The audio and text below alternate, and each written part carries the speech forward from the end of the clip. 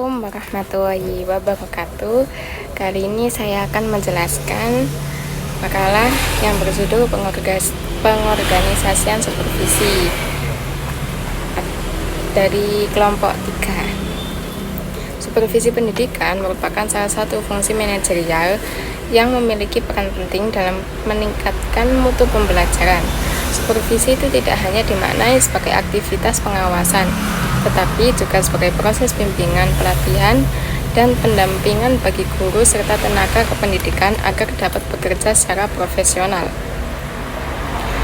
Masuk ke pembahasan pertama, yaitu struktur organisasi supervisi pendidikan dan manajerial. Struktur organisasi supervisi pendidikan dan manajerial itu melibatkan beberapa tingkatan. Di antaranya, yang pertama ada tingkat pusat, yaitu Kementerian Pendidikan dan Kementerian Agama yang berperan menetapkan kebijakan dan standar supervisi nasional. Yang kedua ada tingkat provinsi melalui Dinas Pendidikan dan Kanwil Kemenak yang menugaskan pengawas dan memantau implementasi supervisi di wilayahnya. Yang ketiga, tingkat kabupaten atau kota yang mana bertanggung jawab menetapkan pengawas di sekolah dan madrasah serta mengevaluasi pelaksanaan supervisi. Yang keempat ada tingkat sekolah atau madrasah, di mana kepala sekolah itu berperan sebagai supervisor internal yang melakukan supervisi akademik dan manajerial terhadap guru dan staf. Masuk ke pembahasan yang kedua, ada tugas dan tanggung jawab pengawas atau supervisor. Tugas seorang supervisor itu tanggung jawabnya itu sangat besar. Dalam supervisi akademik, tugasnya itu ada membina guru dalam penyusunan RPP, silabus, dan instrumen pembelajaran. Terus ada juga mengamati dan menilai proses belajar mengajar. Dan tugasnya yang terakhir itu juga diantaranya ada memberikan umpan balik, pelatihan, serta mendorong profesionalisme guru. Sedangkan tugasnya supervisi manajerial itu menyusun rencana kerja sekolah, mengelola sarana prasarana dan administrasi, terus ada menilai kinerja staf dan kepala sekolah, terus ada mengawasi pelaksanaan kebijakan pendidikan seperti kurikulum merdeka atau program digitalisasi. Lanjut ke pembahasan yang ketiga, hubungan kepala sekolah, guru, dan stakeholder. Hubungan antara kepala sekolah, guru, dan stakeholder itu menjadi fondasi utama dalam keberhasilan supervisi. Kepala sekolah itu berperan sebagai fasilitator dan penghubung antara pihak internal sekolah dengan masyarakat, orang tua maupun pemerintah. Hubungan yang baik itu akan menciptakan membangun kepercayaan dan dukungan jangka panjang, terus mendorong kolaborasi, terus memotivasi guru mengembangkan kompetensi profesionalnya.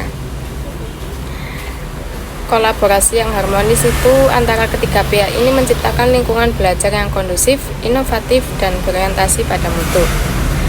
Pembahasan yang keempat, penguatan tim supervisi manajerial di lembaga. Agar supervisi manajerial itu berjalan efektif, perlu adanya penguatan tim supervisi di lembaga pendidikan. Beberapa langkah penting yang harus dilakukan adalah membentuk struktur organisasi supervisi yang jelas. Terus yang kedua, meningkatkan kompetensi anggota tim. Yang ketiga, membangun budaya kerja kolaboratif dan transparan. Yang keempat, memanfaatkan teknologi informasi.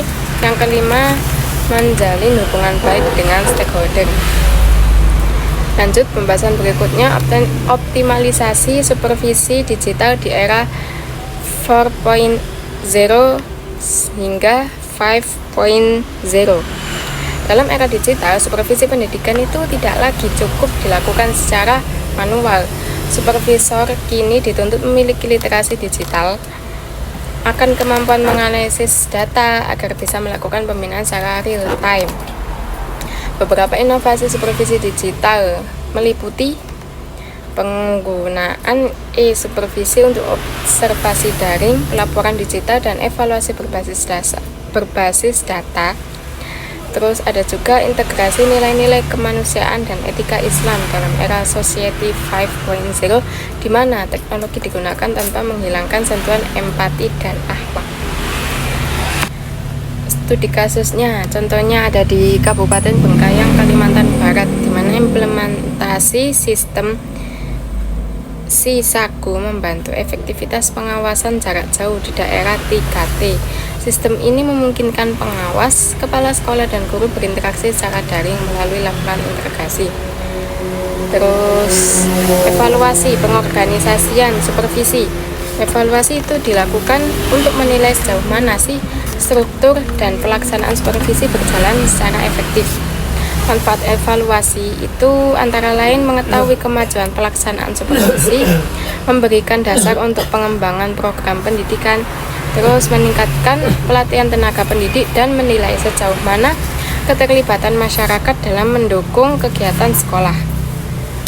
Langkah-langkah untuk melakukan evaluasi diantaranya merumuskan tujuan evaluasi, yang kedua menentukan instrumen penilaian, yang ketiga mengelola dan menganalisis data, yang keempat menyusun tindak lanjut beberapa perbaikan sistem supervisi di masa yang akan datang.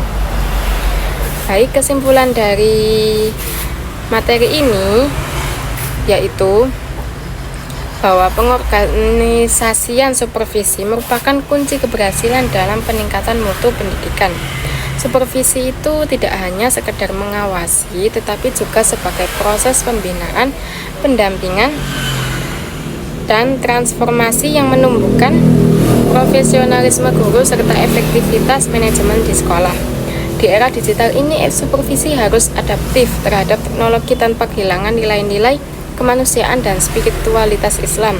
Evaluasi yang berkelanjutan itu akan memastikan supervisi berfungsi sebagai alat peningkatan mutu pendidikan yang nyata. Terima kasih. Kurang lebihnya mohon maaf. Wassalamualaikum warahmatullahi wabarakatuh.